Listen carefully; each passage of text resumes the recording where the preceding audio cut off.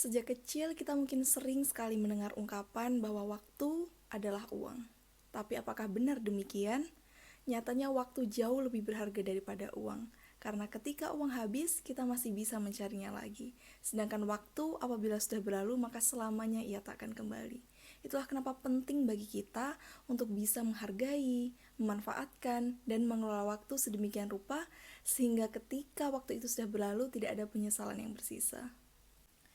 Dalam hidup ini pasti ada banyak hal yang ingin dan penting untuk kita lakukan, mulai dari ibadah, keluarga, pertemanan, karir, akademik, hobi, dan masih banyak lainnya. Sayangnya, waktu yang kita punya terbatas. Dalam sehari, kita hanya punya 24 jam. Rasanya sangat sulit dan bahkan mustahil untuk bisa melakukan hampir semua yang ingin dan harus kita lakukan dalam kurun waktu itu. Inilah mengapa kita harus membicarakan tentang time management. Jadi apa yang dimaksud dengan time management dan kenapa itu penting? Sebelum itu, kita perlu menyadari bahwa waktu tidak bisa kita atur, tidak bisa kita tambahkan ataupun kita kurangi. Tapi yang bisa kita atur adalah diri kita sendiri. Time management pada hakikatnya adalah suatu bentuk pengendalian dan kepemilikan kontrol atas diri dan kehidupan kita. Dengan time management yang baik, kita bisa tahu apa yang harus kita lakukan. Kita bisa memaksimalkan waktu yang kita punya, kita bisa meningkatkan produktivitas, kita bisa menurunkan tingkat stres, mendapatkan energi yang lebih, dan melakukan berbagai macam hal dalam satu kurun waktu secara efektif dan efisien. Nah, berikut ini ada 10 strategi time management yang bisa kita terapkan. Tips pertama, kenali dirimu. Kita sudah sama-sama mengerti bahwa time management sejatinya adalah bentuk pengelolaan diri. Dan kunci dari pengelolaan diri adalah bagaimana kita mengenal diri kita sendiri. Apa saja yang perlu kita kenali dari kita sendiri? Ada 3 hal. Yang pertama adalah bagaimana dan sejauh mana kita sudah menerapkan time management dalam hidup kita. Apakah kita tipikal orang yang mungkin sering stres dengan tumpukan tugas, atau kita sering menunda-nunda pekerjaan, atau kita sering hanyut dalam HP, sosial media, game, dan lain-lain, dan terkesan menyia-nyiakan waktu. Dengan mengidentifikasi permasalahan itu, kita kemudian bisa menemukan pendekatan solusi terbaik. Yang kedua adalah coba untuk mengenali tujuanmu. Kenapa kita ingin kemudian melaksanakan time management ini? Apakah kita ingin meningkatkan produktivitas kita, atau kita memang sengaja untuk mengalokasikan waktu lebih untuk teman dan keluarga? Dan yang terakhir adalah coba kita kenali prime time kita atau waktu terbaik kita itu kapan. Apakah di pagi hari, malam hari, sore hari, atau siang hari. Nah, ketika prime time atau waktu terbaik di mana level energi kita sedang tinggi-tingginya itu kita temukan, maka usahakan untuk melakukan tugas-tugas kita di waktu itu secara efektif dan efisien, sehingga target kita tercapai dan usaha kita maksimal sehingga tidak menghabiskan waktu dan menyia-nyiakan tenaga. Tips kedua, buat perencanaan. Selain mengenali diri sendiri, kunci pengelolaan diri yang baik adalah bagaimana kita tahu ke arah mana kita pergi. Dan disinilah fungsi dari goals atau rencana itu. Ada satu ungkapan yang menarik, yang berbunyi kurang lebih, failing to plan is planning to fail. Ketika kita gagal dalam membuat rencana, makanya kita berencana untuk gagal. Dan memang benar demikian, karena goals ini sangat penting untuk tetap memandu kita supaya stay on track, stay kepada tujuan yang kita tetapkan tadi. Sehingga ketika di tengah jalan ada banyak distraksi atau gangguan, kita bisa fokus memanfaatkan waktu dengan baik untuk mencapai tujuan tadi. Goals yang baik akan dilengkapi dengan action plans atau step by step langkah yang perlu kita tempuh sehingga kita bisa mencapai goals tersebut.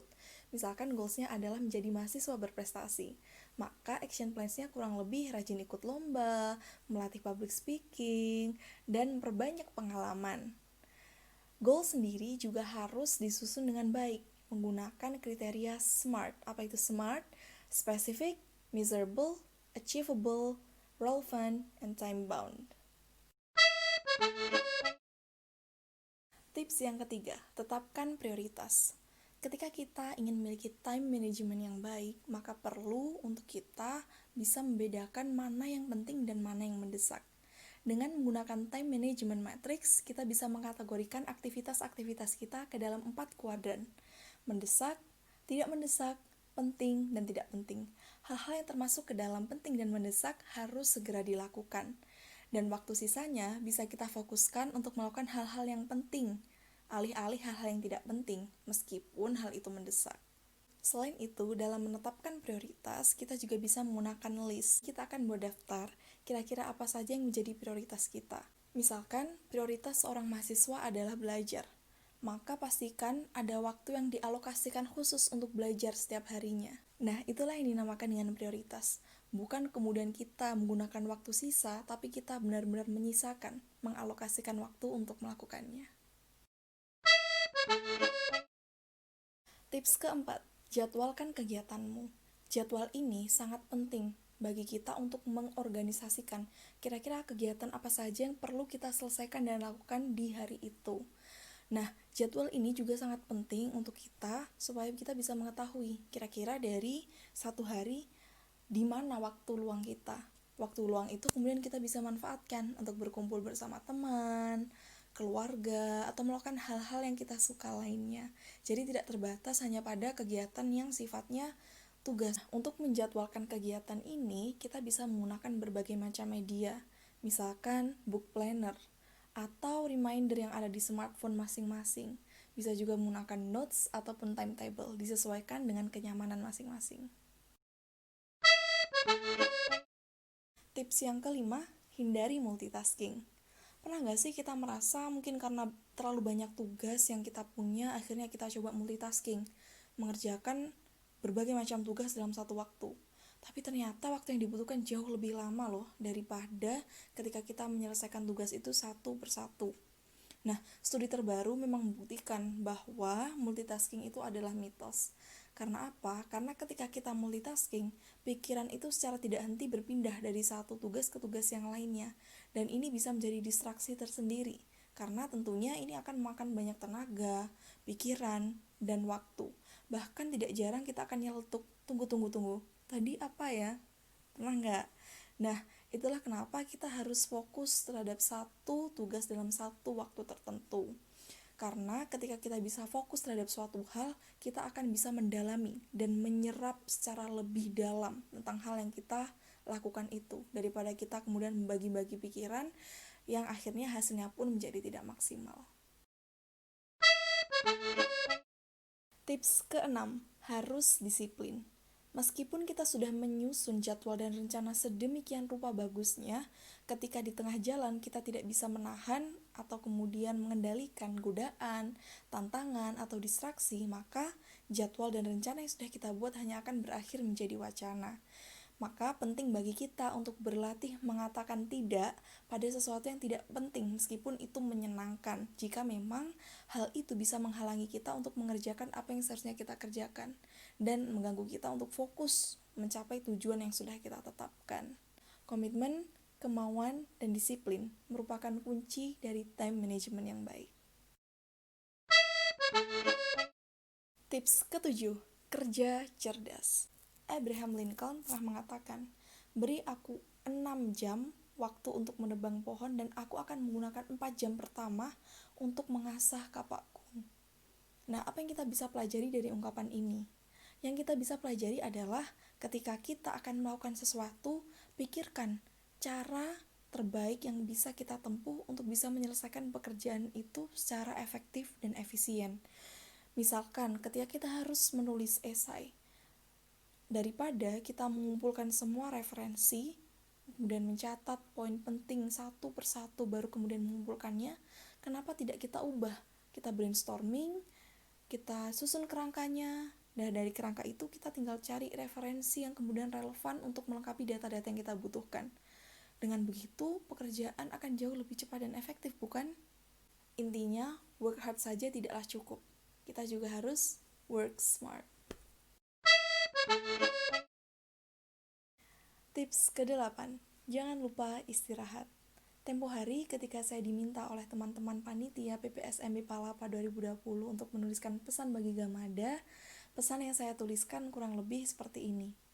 Istirahat jika perlu, tapi kaki harus tetap kuat melangkah maju. Kenapa? Karena merasa lelah, jenuh, bosan, itu semua manusiawi. Dan kita memang butuh istirahat sebelum akhirnya kita melangkah maju lagi.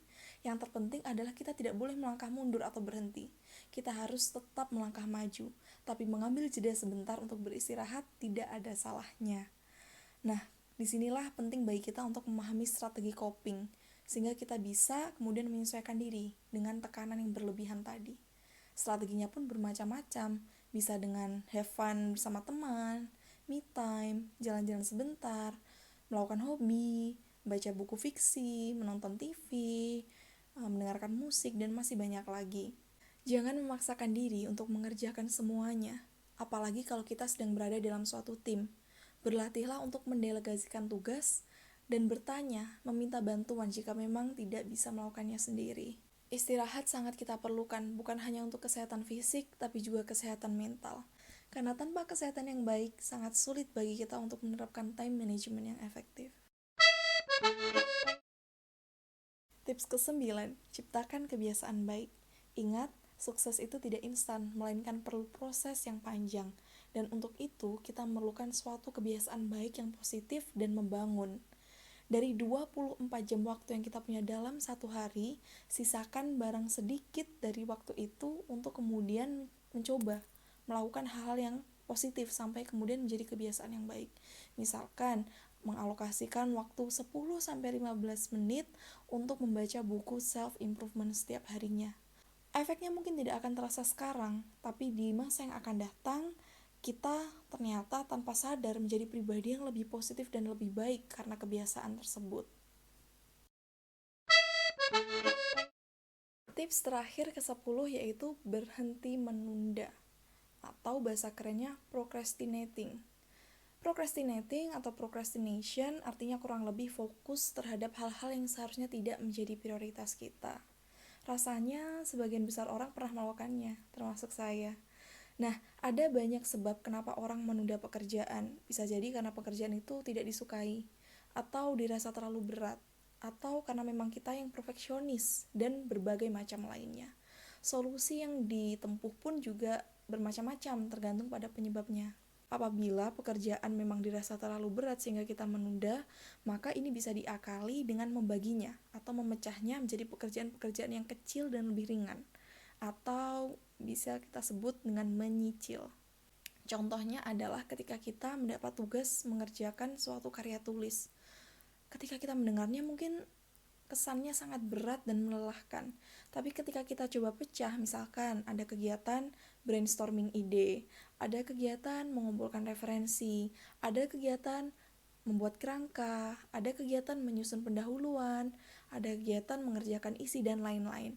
Dengan memecahnya atau menyicilnya, maka perlahan-lahan itu terlihat seperti mudah, padahal aslinya tadi kita mungkin mendengarnya berat.